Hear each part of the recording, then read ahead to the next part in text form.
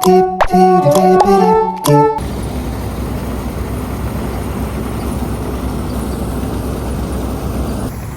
अहिले खेसर लाउँदैछु।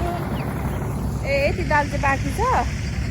अनि उहाँहरूले खेसर लाउँदै हुन्छ। उहाँ चाहिँ मेरो दाजु हुनुहुन्छ।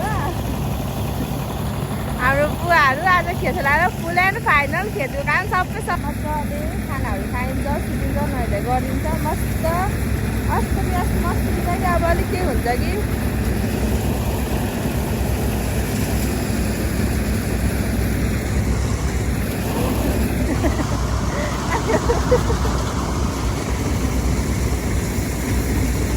सक्यो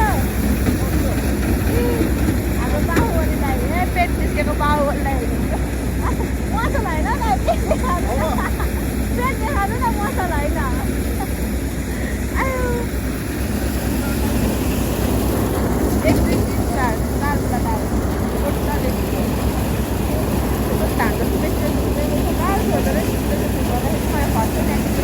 दालको चाहिँ धानको चाहिँ पुरै हुँदैन दालको चाहिँ खासै मौका पाउँदैन। यो नाम चाहिँ मौका पाएँ धानको लागि पनि।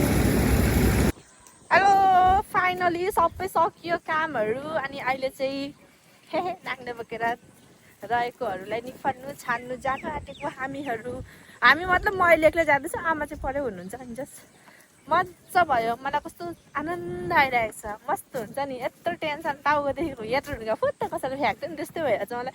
क्या शान्ति मिलिरहेको छ भने नि यो काम सकेर अब टक्कसँग केही गर्दिनँ। घुम्छु ओर्छु खान्छु बस्छु। निफार्नुहुन्छ भनेर ल्याइदिएको तपाईँलाई। तपाईँले निफार्नुहुन्छ भनेर ल्याइदिएको। यस्तो गर्नु हुँदैन।